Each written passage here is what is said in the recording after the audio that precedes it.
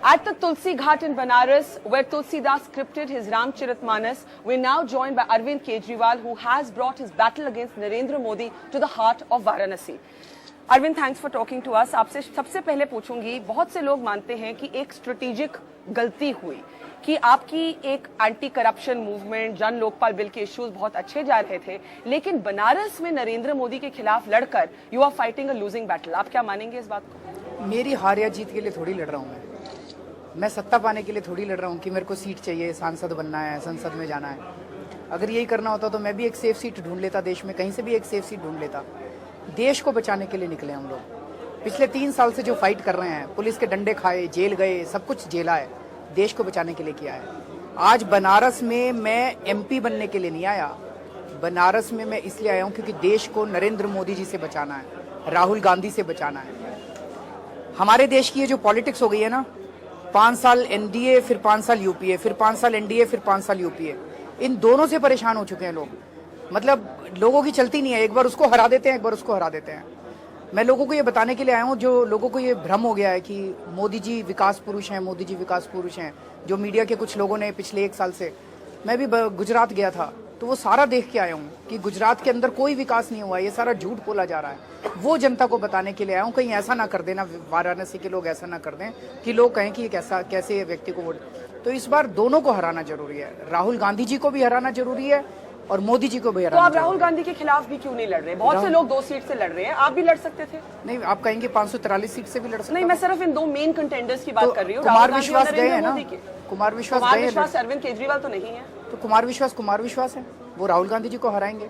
मैं यहाँ पे आया हूँ वाराणसी के लोगों से बातचीत करने के लिए. राहुल गांधी भी हारेंगे इस बार, नरेंद्र मोदी जी भी हारेंगे इस बार. ये चुनाव ऑर्डिनरी चुनाव नहीं है 2014 का.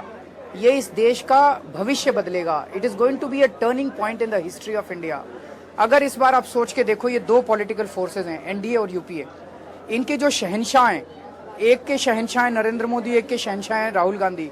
अगर इन दोनों को इस बार लोगों ने हरा दिया, ये दोनों कोलैप्स कर जाएंगे. और उसके बाद से जो राजनीति निकलेगी, मुझे लगता है उसके 1 साल के अंदर दोबारा चुनाव होगा. और उसके बाद जो इस देश की राजनीति निकलेगी, उसके बाद इस संसद के अंदर अच्छे लोग जाना चाहते हैं. बहुत इंटरेस्टिंग बात आप कह रहे हैं. आप कह रहे हैं एक चुनाव होगा, उसमें किसी की जीत होगी और 1 साल बाद इस चुनाव के अंदर 2014 के चुनाव के अंदर इस देश की जनता को राहुल गांधी को भी हराना है, नरेंद्र मोदी जी को भी हराना है. दोनों को हराना है. और फिर चर्निंग होगी पॉलिटिक्स इस देश की. और फिर 1 साल और में चुनाव, 1 साल के अंदर दोबारा चुनाव होगा. और वो चुनाव जो होगा, वो इस देश के अंदर स्टेबिलिटी भी लाएगा और इस देश के अंदर ईमानदार राजनीति भी लेके आएगा. मैं इस देश के लोगों से अपील करना चाहता हूँ कि ये मौका है. इस बार इसमें चक्कर में मत पड़ना कि किसको कितनी सीट. ये सारा का सारा 2014 का चुनाव केवल 2 कंस्टिट्यूएंसीज पे लड़ा जाएगा. एक अमेठी के अंदर लड़ा जाएगा और एक वाराणसी के अंदर लड़ा जाएगा. इस देश के सारे लोग अपना अपना काम धंधा छोड़ के इन दोनों कंस्टिट्यूएंसीज के अंदर पहुंच जाओ. अगर हमने राहुल गांधी को हरा दिया और नरेंद्र मोदी जी को हरा दिया, इस देश का इतिहास जो है वो पलटी लेगा. आप बनारस में कितना समय बताएंगे? इसलिए पूछ रही हूँ कि बहुत से लोग यहाँ कहते हैं, मैं हूँ अभी कल, उनको एक चाहिए, एक मेंबर ऑफ पार्लियामेंट, एक सांसद जो कमिटेड रहे. ये नहीं कि मोदी जी आए, बाहर से गुजरात जीत गए तो बनारस छोड़ गए. आप आए, आपके कोई और नेशनल प्लान हो, आप मान लीजिए आप जीत जाते हैं. मैं आपकी बात से 100% सहमत हूँ. अगर ये ऑर्डिनरी चुनाव होता तो ये क्वेश्चन बड़ा लेजिटिमेट था. ये एक्स्ट्राऑर्डिनरी चुनाव है. ये चुनाव वाराणसी या नई दिल्ली या हरियाणा या पंजाब का चुनाव नहीं है. ये 1 सीट का चुनाव नहीं है. ये चुनाव इस देश को बचाने के लिए चुनाव है. अगर ये देश बचेगा तो वाराणसी बचेगा, अगर देश बचेगा तो गंगा बचेगी, अगर देश बचेगा तो दिल्ली बचेगी. इसलिए ये वाला चुनाव बहुत ही एक्स्ट्राऑर्डिनरी चुनाव है. इसको आप वाराणसी और नई दिल्ली और उसके पर्सपेक्टिव में मत. You're saying it can't be seen as a local election. It is not a local election. It is about saving the country. इस देश को बचाने के लिए. What does Banaras symbolize to you, Arvind? Banaras में तो सवेरे से घूम रहा हूँ. I am really amazed. मैं पहले भी कई बार आया था, लेकिन इतना इंटेंस दौरा मैंने फ्रैंकली कभी नहीं किया. ये वो शहर है जहाँ तुलसीदास ने रामायण लिखी. ये वो शहर है जहाँ रानी लक्ष्मीबाई का जन्म हुआ. ये वो शहर है जहाँ पे राजा हरीश चंद्र ने वो राजा घाट के ऊपर अपनी पत्नी से कहा कि अपना वो लेके आओ. इतनी मतलब it is full of history, number 1.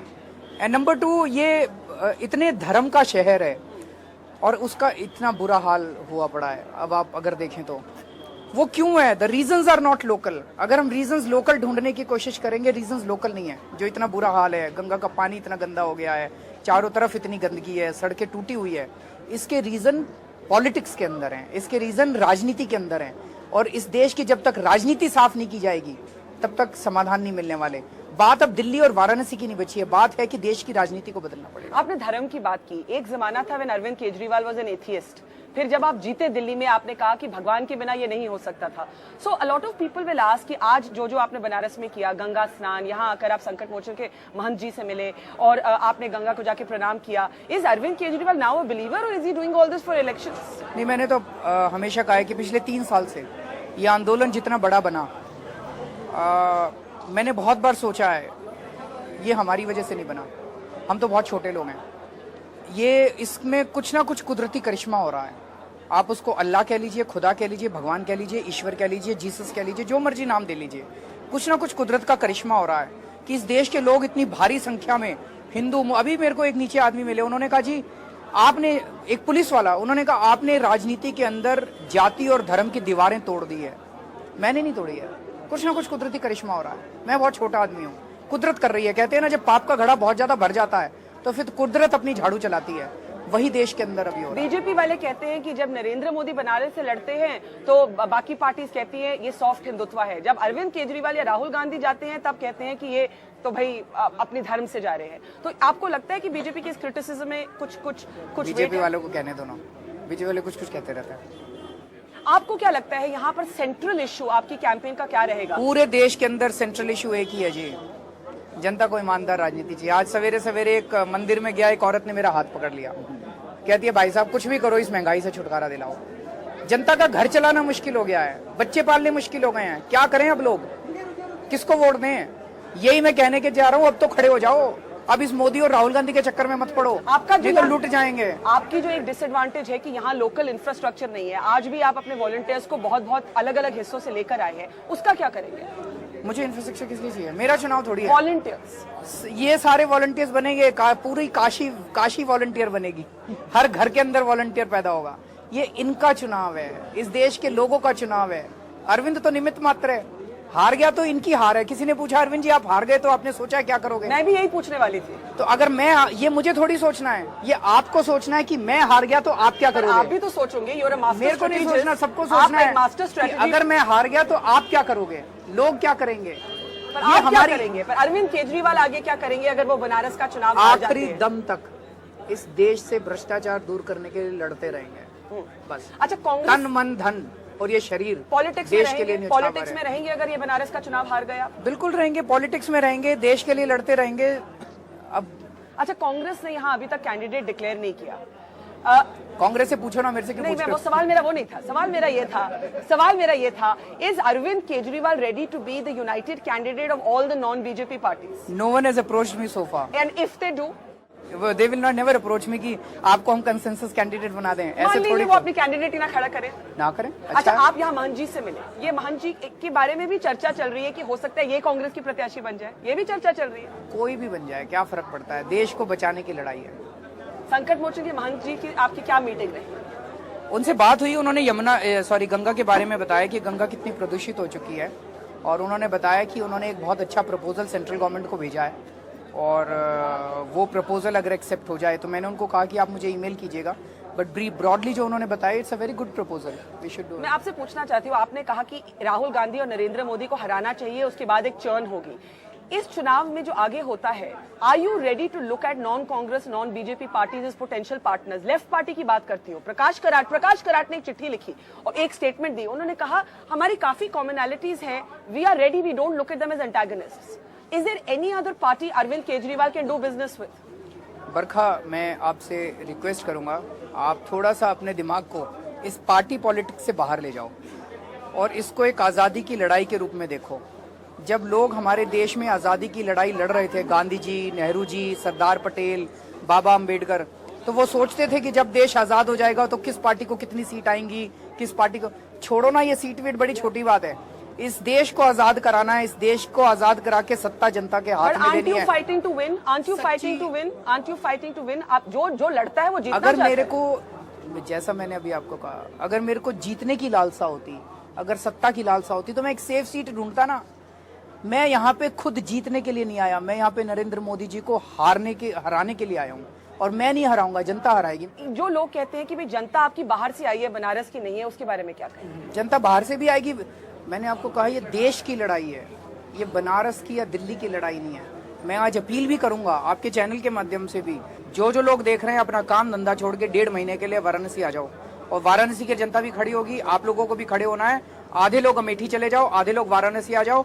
इस बार राहुल गांधी को भी हराना है, इस बार नरेंद्र मोदी को भी हराना है, इस बार बीजेपी को भी हराना है, इस बार कांग्रेस को भी हराना है। आपके लिए सबसे बड़ा अपोनेंट कौन है? Who is enemy number 1? Is it Congress और is it BJP? Is communalism more of a problem और is corruption more of a problem? Both corruption and communalism are the problems.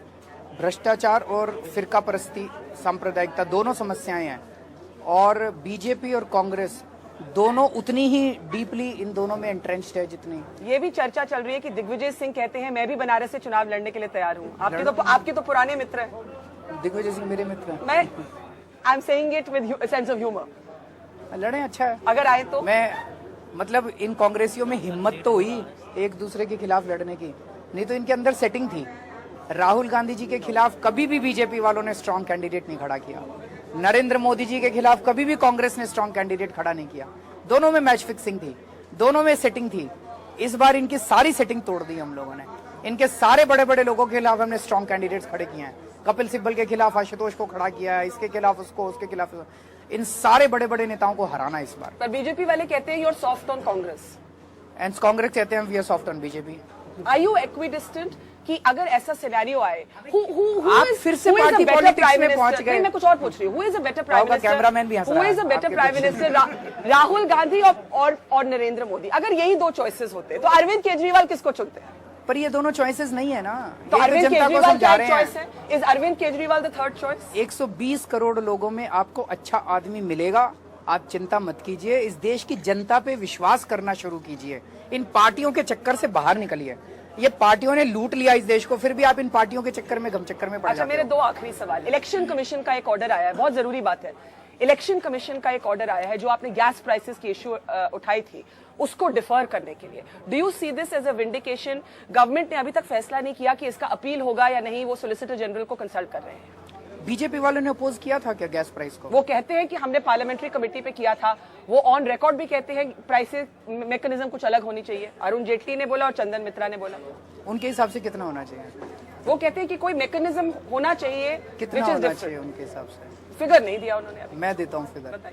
Narendra Modi ji ने केंद्र सरकार को चिट्ठी लिखी है कि गैस का प्राइस $16 होना चाहिए। झूठ बोल रहे हैं बीजेपी वाले, मिले हुए हैं दोनों मुकेश अंबानी के साथ। मुकेश अंबानी गैस निकालते हैं तो $1 का खर्चा आता है। आज केंद्र सरकार उनको $4 दे रही है। अब यूपीए चुनाव के पहले मुकेश अंबानी का दाम बढ़ा के $8 कर रही थी, और ये नरेंद्र मोदी कहते हैं इसको $16 होना चाहिए। कंपटीशन लगा हुआ है बीजेपी और कांग्रेस में कि मुकेश अंबानी का बड़ा चमचा कौन है। इस देश को कौन बचाएगा मुकेश अंबानी से? दोनों मिले हुए मुकेश। यही तो बताने आए हम वाराणसी को लोगों को कि अगर तुम लोगों ने अगर इस बार भी नरेंद्र मोदी को वोट दे दिया तो महंगाई के लिए फिर अपने आप को कोसना, फिर किसी और को मत कोसना। ये दोनों जिम्मेदार हैं इस देश में महंगाई के लिए। पहली बार आम आदमी पार्टी ने हिम्मत दिखाई है मुकेश अंबानी को चैलेंज करने की।